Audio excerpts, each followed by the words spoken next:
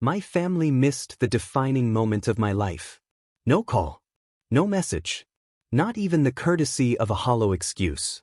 Just a silence so absolute it vibrated inside my chest and unsettled something I had kept carefully contained for years.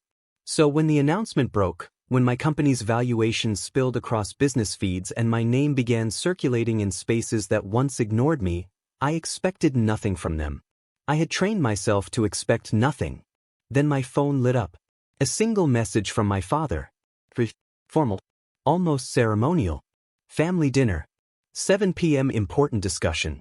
I stared at the glowing screen longer than I needed to. Not because I felt hope. Not fear either. What I felt was colder, sharper, unmistakable. Recognition. This wasn't an olive branch. It was a summons. And summonses never come without a cost. I was still at my office when the message arrived. The city stretched behind the glass walls. Lights scattered across the skyline like someone had shaken loose a box of stars. My desk was buried beneath contracts, projections, legal drafts, evidence of years spent building something from nothing. But that night, none of it felt heavy. For the first time, the weight had shifted. The road here had been brutal. Years of borrowed desks, overnight coding sessions, mornings where I woke up with keyboard marks etched into my cheek. I remembered rationing groceries, pretending exhaustion was ambition, convincing myself that someday it would all mean something. And now it did. Investors were calling. Articles were circulating. The world, finally, was paying attention. My family never had. To them, I had always been a deviation. My father, Gregory, liked his businesses tangible, concrete, land, buildings you could point to and say you owned. My work, to him, was imaginary. My mother, Helena, treated my career like a prolonged experiment she expected me to abandon. Marcus spoke to me with the confidence of a man who had inherited certainty without earning it. And Dylan filmed himself and waited for applause, mistaking attention for purpose. So when that message came, I understood immediately. This wasn't about my success. It never was. Still, something fragile stirred. A version of me I thought I had outgrown.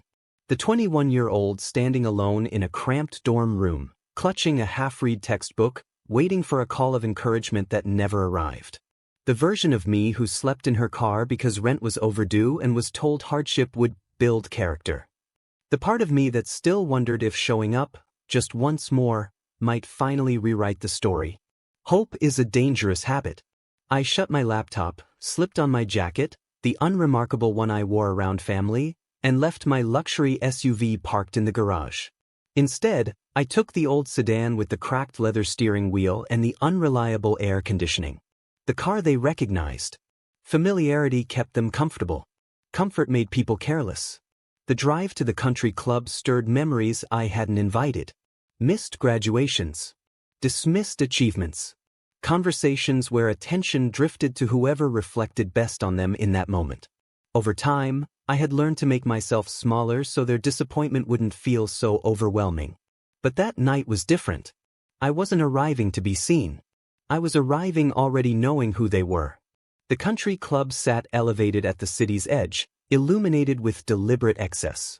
Polished cars lined the entrance, their surfaces gleaming under artificial light. My sedan protested as I shut the door. I paused, resting my hand against the roof, grounding myself before stepping inside. The lobby smelled of citrus cleaner and generational wealth. Marble floors echoed beneath my footsteps. I recognized the atmosphere instantly, childhood events where I hovered on the outskirts of conversations I was never meant to join. A valet nodded politely, his gaze drifting past me as though someone more important might follow. As I approached the private dining room, their voices reached me first. Laughter that arrived too quickly, too loudly, filling space rather than expressing joy. When I opened the door, they turned in unison, caught mid-performance. My father stood immediately, smile stretched wide, arms open like I had returned from a long war. Rose. Finally. My mother followed, kissing my cheek before pulling back, concern already etched into her expression. You look exhausted. Are you eating properly?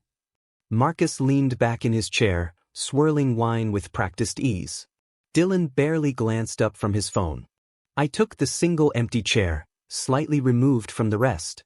Deliberate, I suspected. Conversation began with rehearsed pleasantries. Questions about my little company, comments about my busy schedule, all delivered with indulgent tones that suggested my success was temporary entertainment. I answered calmly, politely, letting them continue their performance. Then Marcus leaned forward. "So," he said, eyes sharp with calculation, "your name was everywhere today." Gregory nodded. "Quite the attention grabber." "Must be exciting," Marcus added. The words sounded suspiciously like inconvenient. That was when the atmosphere shifted. Subtly. Like pressure changing before a storm. My mother glanced at Gregory. Victor, my uncle, cleared his throat, adopting the tone he used before pitching investors. I felt the familiar tightening beneath my ribs. Instinct honed by years of emotional ambushes. Gregory folded his hands. "We wanted to talk to you about something important tonight, Rose." There was. Victor began smoothly. "As you know, the motel group has faced some challenges." He dressed the word carefully, hoping elegance might disguise decay. "We're on the brink of something transformative," Gregory added quickly. "Renovations. Expansion. A rebrand." Marcus smiled. "Legacy-level opportunity. Digital ventures can't offer stability like real assets," he added. My mother touched my arm. "This is about giving back. About family." Gregory leaned closer. "We need a bridge loan. 1.5 million. You have access now. Connections. Status. Status. As if it were a communal property. They promised repayment. Interest. Ownership. Empire." I watched them carefully, the sweat at my father's temple, Victor's restless fingers, Marcus's forced confidence, Dylan's belated nod of support. Once I would have caved. Once, their approval had been oxygen. But I wasn't starving anymore. I placed my napkin neatly on the table. "You missed the biggest moment of my life," I said evenly. "But you're here for this." Silence pressed down hard. "This is about family," Gregory snapped. "No," I replied calmly. "This is about need." I refused the loan. Shock rippled through them. Anger followed. Then I placed the folder on the table. Before I could explain, the door opened. Ava entered, composed, precise, unwavering. She walked straight to me. "The transfer is complete," she said. "What transfer?" Gregory demanded. I slid the documents toward him. "The debt," I said. "Your debt." Victor's face drained. "The bank wouldn't." "They sold it," Ava interrupted. "To a private entity." Gregory looked at me. "Who?" "Me." The room collapsed inward. I had purchased every obligation they carried. Not to destroy them, but to end the cycle. I offered a buyout. Final.